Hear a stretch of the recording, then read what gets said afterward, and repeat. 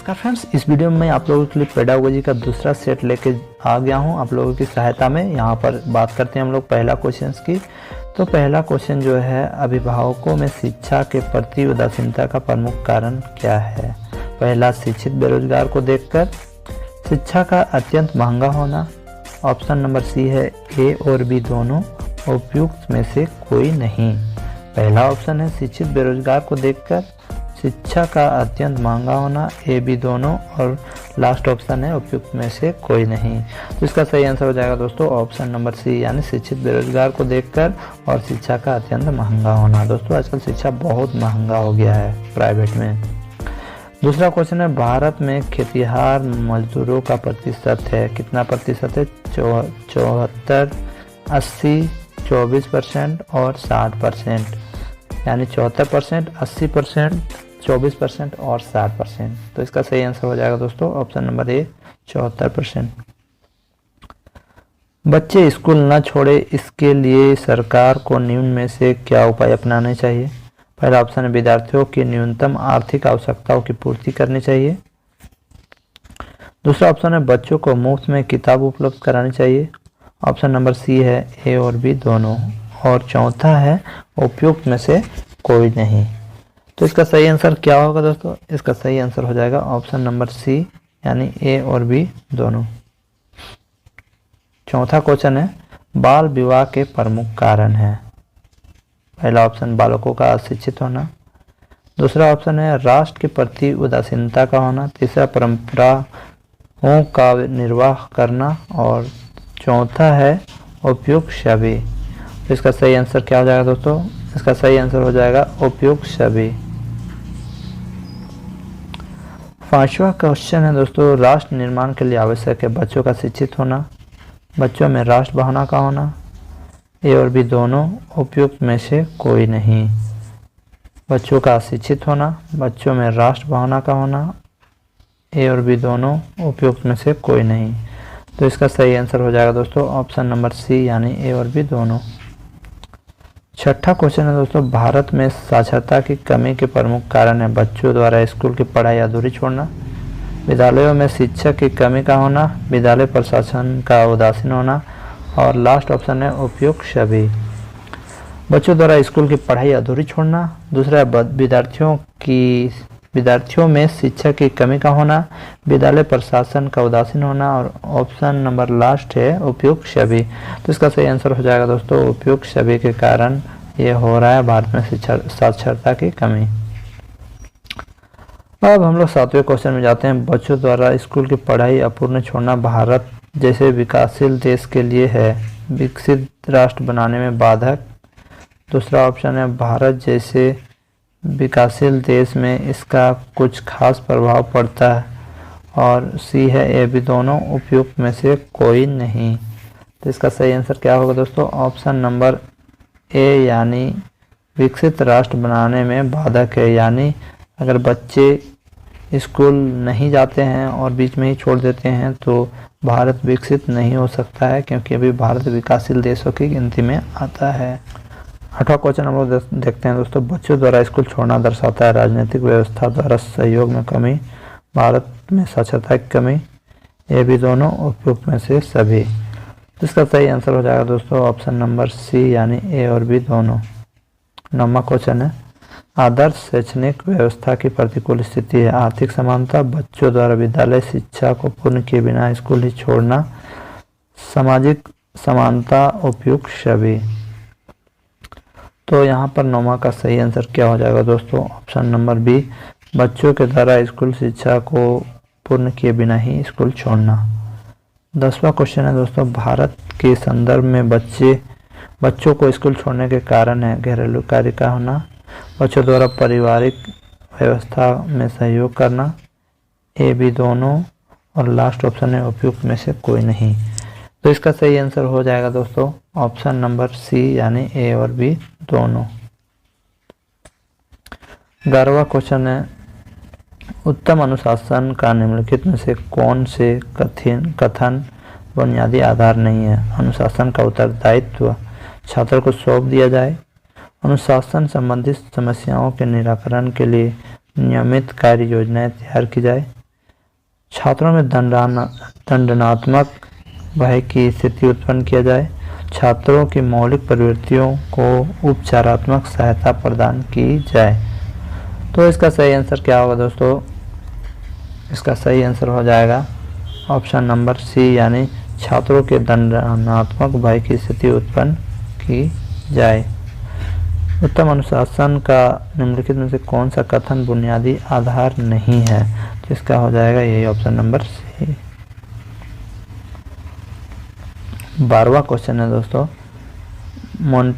Montessori ने डाइडेक्टिक उपकरणों का निर्माण किया था जिनमें सम्मिलित हैं लकड़ी की नालियाँ, लकड़ी के फन, धातुएं और लकड़ी की ज्यामिति आकृतियाँ, उपयुक्त सभी। यानी मारिया मोंटेसरी जो थी वो डाइडेक्टिक उपकरणों का निर्माण किया था जो इसमें सम्मिलित है लकड़ी की नलियाँ, लकड़ी के फन, धातु एवं लकड़ी की ज्यामितियाँ आकृतियाँ और ऑप्शन नंबर डी उपयुक्त सभी। तो इसका सही आंसर हो जाएगा उपयुक्त सभी।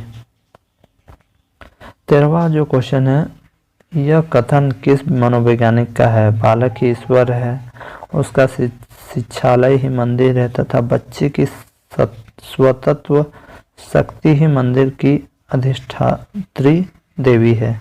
फ्रोबेल, मोंटेसरी, पेस्टोलॉजी या टैगोर? तो इसका सही आंसर क्या होगा दोस्तों? इसका सही आंसर हो जाएगा मोंटेसरी, यानी ऑप्शन नंबर बी।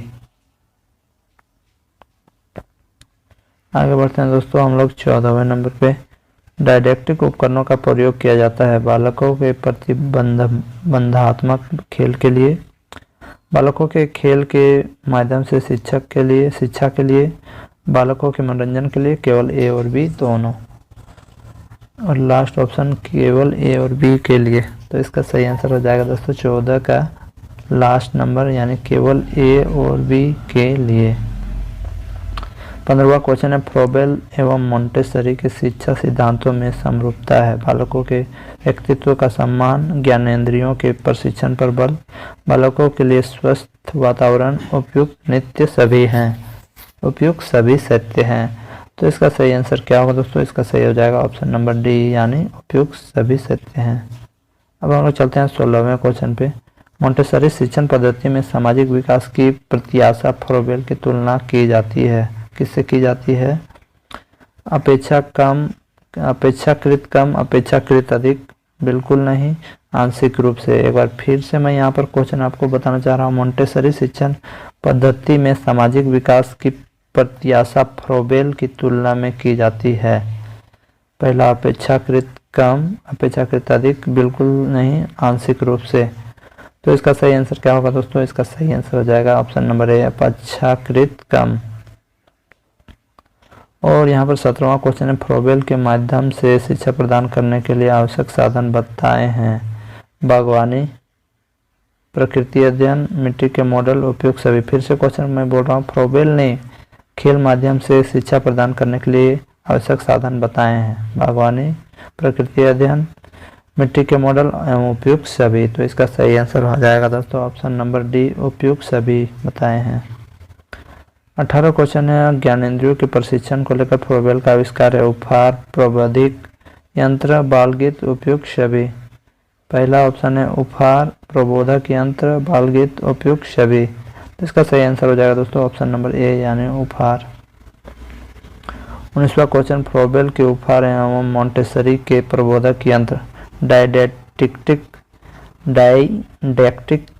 एपरेटस हैं। एक समान, भिन्न भिन्न, बी किंतु उद्देश्य में एक समान, सी किंतु कार्य में समान। तो इसका सही आंसर हो जाएगा ऑप्शन नंबर सी, यानी बी किंतु उद्देश्य में एक समान। 20वां क्वेश्चन है, डायडेक्टिक एपरेटस में हैं अपेक्षाकृत महंगे साधन, सस्ते साधन, कम महंगे साधन कहे नहीं जा सकते। तो इसका सही आंसर होगा दोस्तों ऑप्शन नंबर ए, अपेक्षाकृत महंगे साधन। मोंटेसरी का सर्वाधिक प्रचलन हुआ क्योंकि यह है सरल सिद्धांतों पर आधारित, नाम से आकर्षक, भारत भूमि पर विकसित एवं मान्य, मोंटेसरी का सरकारी विज्ञापन। तो इसका सही आंसर क्या हो जाएगा दोस्तों?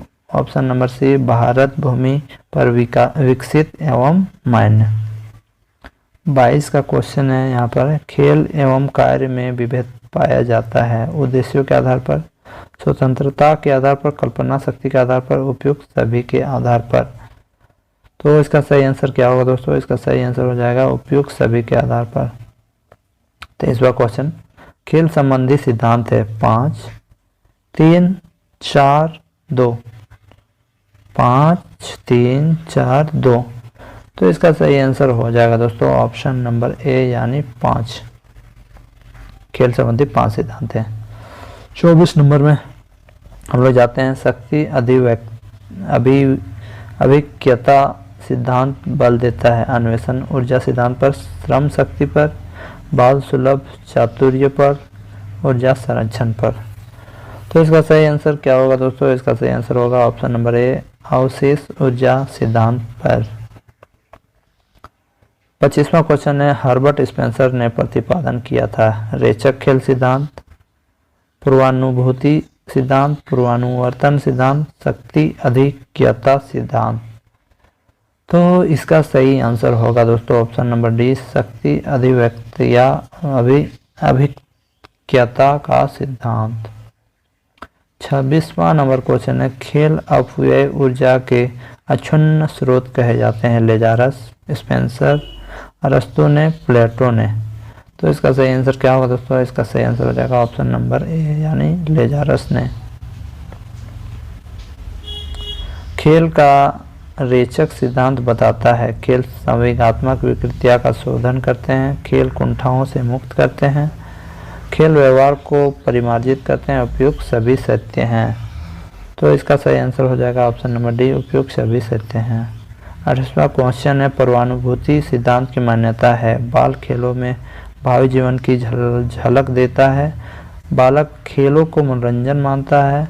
ऑप्शन नंबर सी है, बालक पैदाइशी खेलने वाला होता है, बालक की यह जन्मजात प्रवृत्ति है। और एक बार मैं फिर से क्वेश्चन यहाँ दोहरा रहा हूँ, पूर्वानुभूति सिद्धांत की मान्यता है बालक खेलों में भावी जीवन की झलक देता है, बालक खेलों को मनोरंजन मानता है, और सी है बालक पैदाइशी खेलने वाला होता है, बालक की यह जन्मजात प्रवृत्ति है।